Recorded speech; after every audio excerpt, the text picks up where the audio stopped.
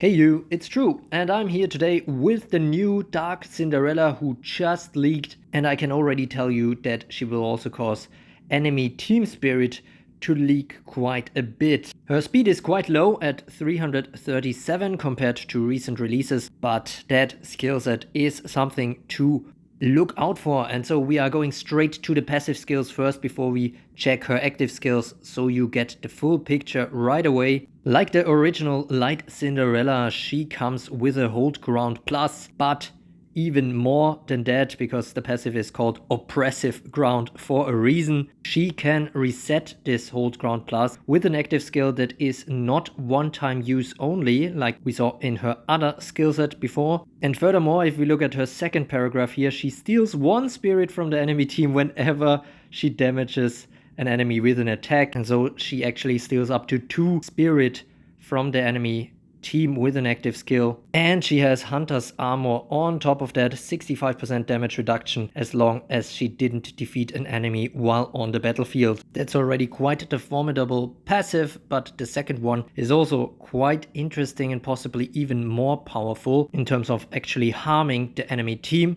Berserker's Requiem means that her Berserker form gets triggered whenever an ally starts their turn with 10 spirit or an enemy starts theirs with 0 spirit. If she is in Berserker's form, then her TU costs are reduced by 40%, and here it gets really juicy. Her attacks will ignore any effects of non-boss enemies that would prevent the target from being defeated. So this is big, especially in combination with her active skills that we will look at very soon. The Berserker form ends when she gets a kill, but it can be triggered again pretty much immediately afterwards, depending on the spirit conditions. And because of all that spirit stealing and a certain active skills that she has, she will definitely actively contribute to this situation happening. And even after her death, she keeps stealing spirit basically, because if she is defeated, she takes all the spirit from the enemy team until it reaches 0 or until ally spirit reaches 10. Now on the active skill side, Hypnoblast becomes Shatterblast, but the spirit and TU costs are unchanged. +1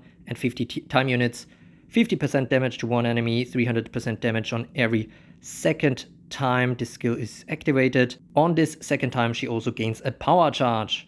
Power charges are an increasingly big thing with the recent releases in Evertale, as you can see. Also very nice, after she uses Shatterblast, she is also getting enraged. That could be interesting for her next Shatterblast, but also for these other powerful attacks that she has. And what's very nice is that she actually has a 50% chance to immediately get the next turn again. So there you have a bit of the trade-off with the lower speed at the start, but man oh man, once she gets going with these Shatter Blasts, it can be quite brutal. As the other blast type active skills, this attack ignores the counter stance and skin passive skills.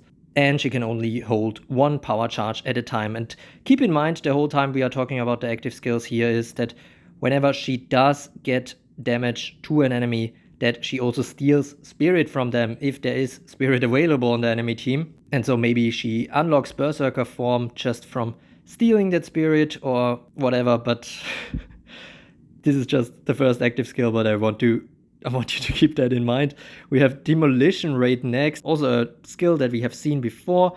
On Water Anya, this costs 2 spirit, 130 time units. That is actually quite a lot for today's meta, but do keep in mind that in her Berserker form, this is reduced by 40%. This consumes a power charge and deals 600% damage to 2 enemies, ignoring damage reduction effects. This is big, especially when she is in Berserker form. She could take out 2 enemies that are usually extremely hard to take out just with this 1 active skill if she is in Berserker form. And maybe she's even enraged from a previous Shatter Blast. So then it's 900% damage to 2 enemies, ignoring damage reduction effects. So seems like a certain death to 2 enemies at this point, to be honest. Moving on to the third skill, that is also quite interesting, although it counteracts a little bit of the spirit stealing aspect of her passive skill set. We have Spirit Crash, costs 0 spirit and 50 time units, but the enemy team loses all spirit.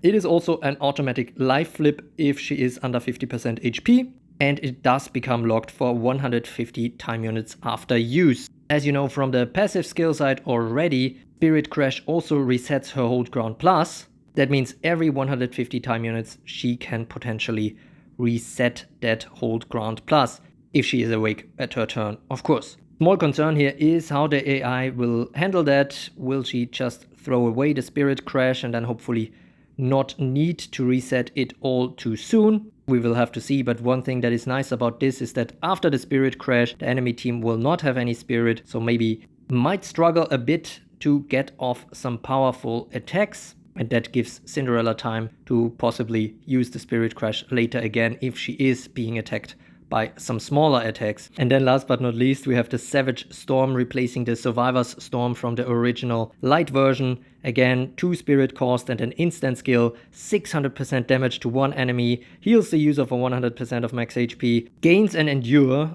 so that is very interesting again in combination with the potential of constant hold ground plus resets. She even gains a power charge, so if there is enough spirit, she can immediately afterwards pull off a demolition raid. And even if the Savage Storm already causes a kill while she is in Berserker form, which would be nice, but of course it's better to have the demolition raid do that. The long time units from the 130 time units from the demolition raid aren't that big of a concern because she can kind of constantly reset that hold ground plus passive. Actually a really powerful combination, and you also have to consider that she can wield possibly weapons that give her a time unit boost. As the name already says, Savage Storm, I mean, I just listed all the good things that it can do, but it does need Cinderella to have defeated one enemy unit with attacks while on the battlefield, and she needs to deal damage with another attack before it gets unlocked again. But that is actually not bad. It's not a time unit lock, so if you give her the turn, she can do it again, and she has a mechanic that potentially gives her the turn, because if, for example, she uses Savage Storm and then uses the Shatter Blast right afterwards, there is a 50% chance she gets another turn, possibly steals enough spirit to pull off another Savage Storm, hopefully, and the cycle could continue. But I do think that the AI will prioritize the demolition raid at this point, but still very, very nice skill set overall, despite the kind of switch with on and off depending on whether she dealt damage with another attack. This is not considered a combo burst type active skill though, so the combination with Storm Clarice wouldn't yield any extra push, which is unfortunate a bit, but it can still be a strong combo, both of these two together. Speaking of combos a bit, that is really the great thing about this new Cinderella yet again. Like with the first version, although it was a bit more geared towards sleep, this one is actually geared a little bit away from sleep, probably the least synergy with other sleep units. But even with sleep, she can potentially work, and she can work with burn, she can work with poison, she can work with stun, she can pretty much work with any team type. The only little struggle I see with sleep, because of course she will possibly wake up enemy targets. However, she can work, for example, with the noxious sleep of Bright Reset. Then again, at this point, you could also see a very dark Platoon 1 that is very oppressive, together with Dark Cinderella, with Dark Sun Wukong, with Cleopatra.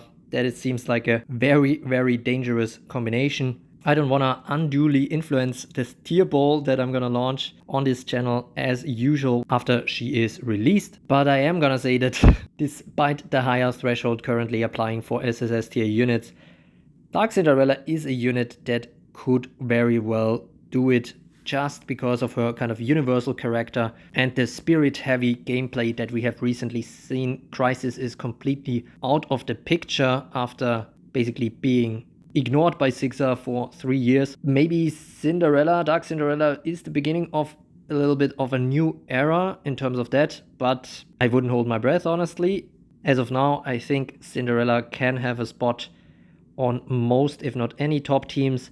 And the nice thing again about Cinderella, like with Light Cinderella, is that she is a unit that maybe a few months down the road, or maybe a year down the road, when there's even more powerful units coming out, you can still put her pretty much anywhere into your reinforcements and still get some very great value from her. I think, in my eyes, from what I've seen so far, definitely top 5 DPS in Evertale right now. Actually scratched at top 3 But let's wait, as always, for some footage from the battlefield that I'm gonna supply as per usual as soon as possible. A review is also coming, so stay tuned and like and subscribe to become a true carrot. And as always, thanks for watching.